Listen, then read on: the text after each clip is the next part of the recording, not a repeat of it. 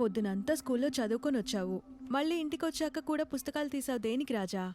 ఏం చేయమంటావమ్మా, కళ్యాణ్ని వాళ్ళమ్మ హోంవర్క్ అయ్యేదాకా బయటికి పంపదు. అందరమ్మలు నీలాగా ఉండరు కదమ్మా.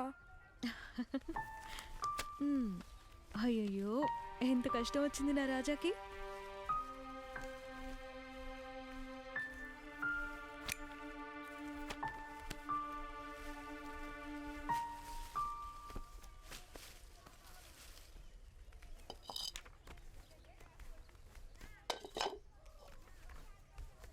కథలు చెప్పడానికి ఇంట్లో నాన్నగారు కూడా లేరమ్మా. అలా అయితే నీకోసం అలమర్లో బాలభారతం బుక్ ఉందిగా, అందులో కథ చదువుకో. అయ్యి బాలభారతం బుక్క? సరే అమ్మా.